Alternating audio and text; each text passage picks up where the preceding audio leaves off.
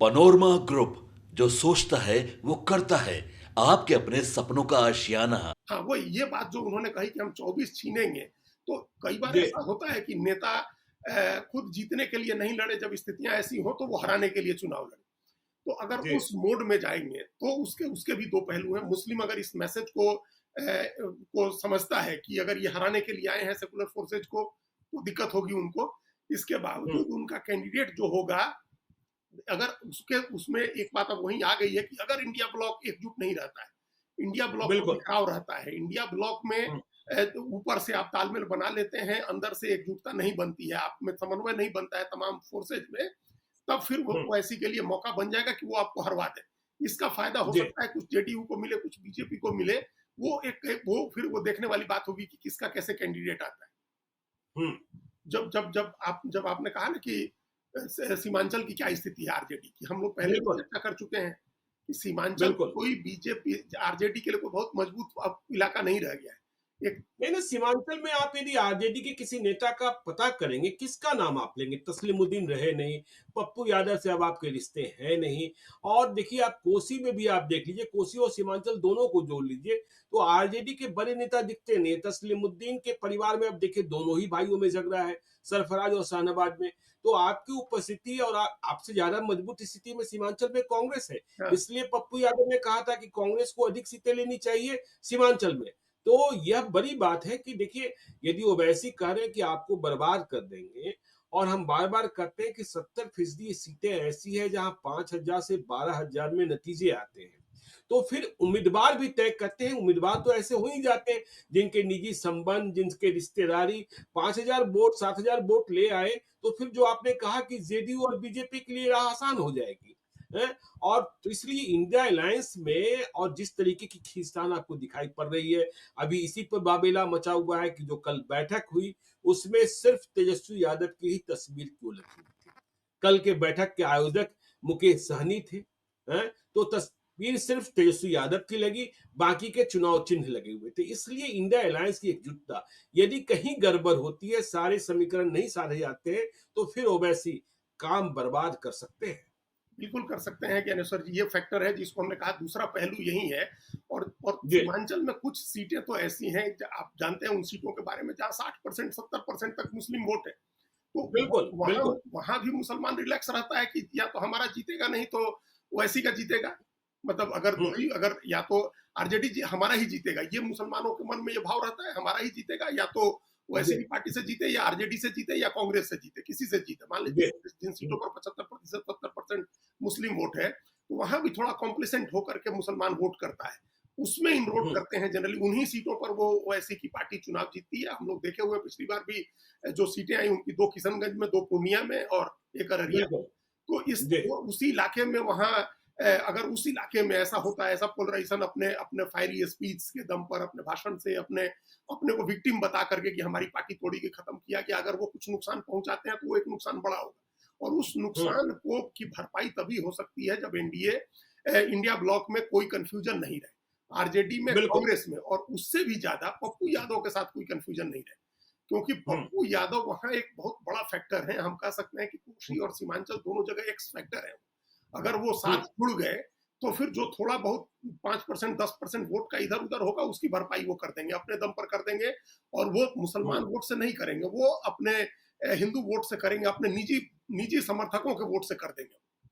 हुँ। तो चूंकि उस इलाके में यादव और वोट भी लोकसभा उसी चुनाव 2024 में इस बात की गवाही दी ना थी ना कि कि आरजेडी का उम्मीदवार, इंडिया ब्लॉक का उम्मीदवार होते हुए पूर्णिया के यादवों ने और पूर्णिया के मुसलमानों ने तेजस्वी यादव का साथ छोड़ दिया, और तेजस्वी यादव स्वयं और उनके 40 विधायक वहां कई दिनों तक कैंप करते रहे।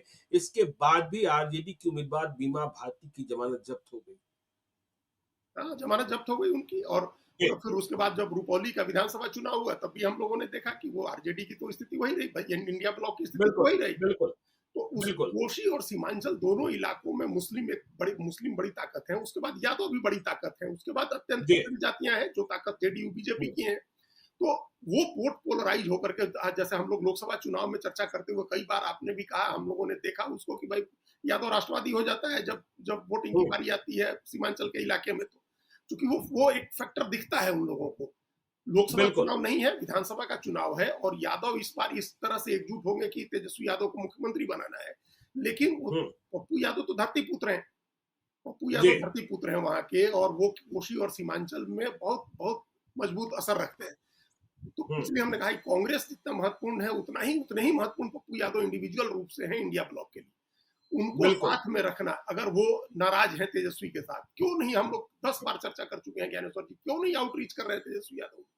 भाई पप्पू और यादव आज भी हमने देखा लाइव सीरीज पर ही इंटरव्यू पप्पू यादव का आलोक ने किया है कि पप्पू यादव ने कहा कि यदि कांग्रेस कहे तो हम सांसद ही छोड़ देंगे, एमएलए का चुनाव लड़ लेंगे, कांग्रेस की हर बात।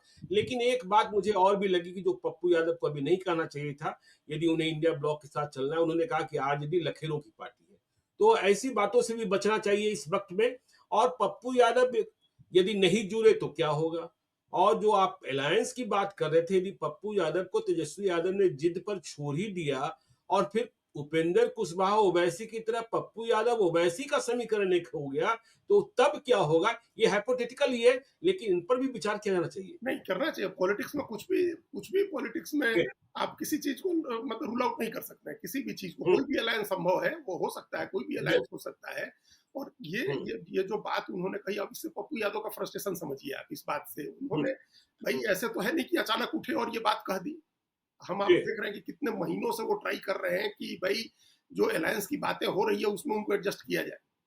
अभी जी, आज जब बैठकें हो रही हैं, 3 बैठक हो गई, तो क्यों नहीं उनको बुलाना ज़रूरी समझा गया? भाई 20-20 नेता बिल्कुल। बैठक में शामिल होते हैं, उसमें हुँ, 1-2 नेताओं को छोड़ दें, तो बाकी किस नेता की हैसियत पप्पू यादव जितनी है?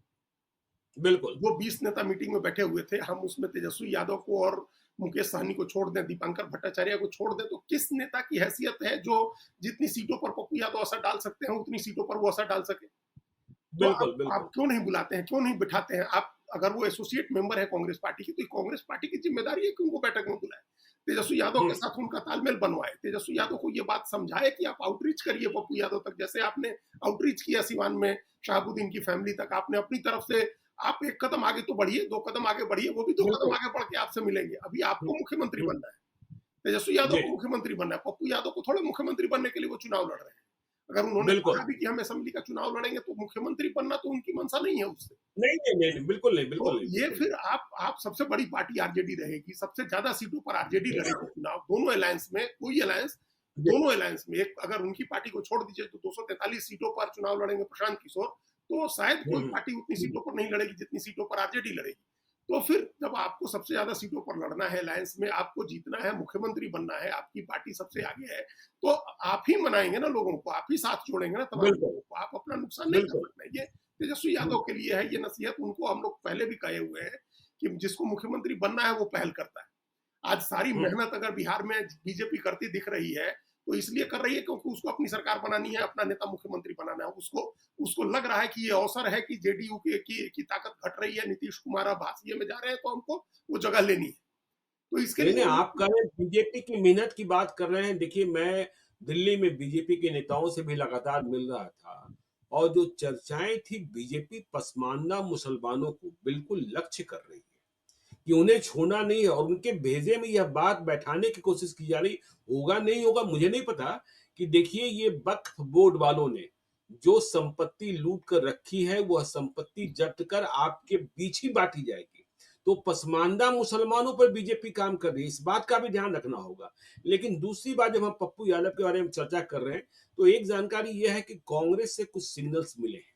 पप्पू यादव ने कल पटना में अपनी पुरानी पार्टी, जिसका विलय उन्होंने कभी कांग्रेस में कर दिया था, जन अधिकार पार्टी लोकतांत्रिक, उसके पुराने पदाधिकारियों की बैठक बुलाई थी और कहा जाता है कि इसके पीछे जो उद्देश्य था वह यह कि कांग्रेस का सिग्नल है कि पप्पू यादव से कहा गया कि आप किन किन लोगों को चुनाव लड़ाना चाहते हैं, अपने लोगों को उनकी सूची हमें दीजिए ताकि हम पहले आपस में विचार कर लें आरजेडी के साथ, वैकेंसी बनती है नहीं बनती है। तो पप्पू यादव ने भी एक सूची बनाने का काम प्रारंभ शायद किया है, यह जानकारी है अजीत जी। देखिए ज्ञानेश्वर जी, ये बहुत ही अच्छी पहल है कांग्रेस पार्टी की, लेकिन हमारा जी, हमारा इस मामले में सबमिशन ये हमारी बात ये, हमारा अपना आकलन ये है कि अब जी, पर्दे के पीछे से आप पप्पू यादव से डील मत करिए। पप्पू यादव से हुँ, आप कोई कोई गोपनीय डील थोड़े कर रहे हैं। आप कोई देश बेचने का बिल्कुल। सौदा करना है क्या, चुनाव लड़ना है साथ में मिलकर के, तो क्या पर्दे के पीछे से हुँ, कर रहे हैं, सामने बिठा के करिए। जनता के बीच में मैसेज जाना सबसे जरूरी है। अब तो 4-5 महीने रह जी, गए, तो कब मैसेज हुँ, भेजिएगा। पप्पू यादव के बिल्कुल। समर्थकों में हर जाति, हर वर्ग के लोग हैं, हर समाज के लोग हैं, हर धर्म के लोग हैं, हुँ, और उनके बीच अगर ये मैसेज बन रहा है कि पप्पू यादव को अपमानित किया जा रहा है, उनको वो जो जगह डिजर्व करते हैं वो जगह नहीं दिया जा रहा है, तो फिर ये ठीक अच्छी बात नहीं होगी अलायंस के लिए। तो ये डील अगर बिल्कुल। करनी है तो पप्पू यादव को सामने ले आकर के पर्दे के सामने से कांग्रेस को ये डील करनी चाहिए। कोई ढकी छिपी डील करने की जरूरत नहीं है। आप सामने से हुँ, डील करें, उनको एक जिम्मेदारी दें, उनको कैंपेन में लगाएं, उनके लोगों को आगे, उनके लोगों के की मदद ली जाए। उनके पास जो संगठन है, ऑर्गेनाइजेशन है, पिछला हर गांव-गांव में उसकी मदद लीजिए। मतलब ये काम तेजस्वी यादव को भी करना चाहिए, कांग्रेस को भी करना चाहिए। पहले ये एक तस्वीर तो कम से कम साथ-साथ आ जाए, हाँ, तस्वीर मुस्कुराती हुई, साथ में है ताकि ना। लगे कि हाँ, सब कुछ खटास खत्म हो गया, हाँ, वही सब तस्वीर कुछ खटास सामने आनी खत्म हो चाहिए, अभी तस्वीर सामने आनी चाहिए। ये ओवरटली, ये कोई कोवर्टली ऑपरेशन थोड़े है, गोपनीय अभियान सेना का। बिल्कुल, आप वो ओवरटली करिए, आप सामने बिठाइए दोनों को, कांग्रेस और तेजस्वी यादव भी बैठे हैं, और सब लोग सामने करिए। तस्वीरें आनी चाहिए, जैसे शहाबुद्दीन की फैमिली के साथ बिल्कुल। तस्वीरें आई ना, आप तस्वीरें जी, आनी चाहिए सामने, लोगों के बीच एक मैसेज जाना चाहिए है। आप हुँ, कंसोलिडेट करिए अपना वोट, जैसे आप कह रहे थे 32% वोट, हम लोग भी मान रहे हैं कि पूरी तरह से एकजुट है, लेकिन एक तरफ ओवैसी डेंट करने में लगे हुए हैं, दूसरी तरफ आप पप्पू यादव को अपने साथ नहीं लेंगे तो वो पप्पू यादव डेंट करने में लग जाए। तो ये हुँ, छोटी-छोटी चीजें, देखिए अंतर कोई बहुत ज्यादा नहीं रहता है, वोटों जी, का अंतर बहुत ज्यादा नहीं रहता है। पिछली बार तो लगभग बराबरी का मुकाबला हो गया था, 37% वोट हुँ, मिला एनडीए को और 37% सीटें मिली। एकदम डॉट, बिल्कुल, जितना वोट आया उतने ही प्रतिशत सीटें मिली बिहार विधानसभा की। जी, जी, तो मुकाबला तो इतना नजदीक का हो जाता है। आपको 2-4% वोट से इधर उधर होना है तो आप ये वोट गंवाने का जोखिम नहीं ले सकते। तो इसलिए हुँ, ये पहला फैक्टर जो तेजस्वी, अगर माफ करिएगा, ओवैसी के फैक्टर को भी अगर निगेट करना है सीमांचल में, उनका जो फैक्टर हुँ, इमर्ज कर रहा है उसको न्यूट्रलाइज करना है आपको, तो आपकी सबसे जी, वहां बड़ी पूंजी पप्पू यादव है। या आप उनको वहां, बिल्कुल, उनको साथ लीजिए, वो उनके फैक्टर को निगेट कर सकते हैं, उनके फैक्टर को न्यूट्रलाइज कर सकते हैं।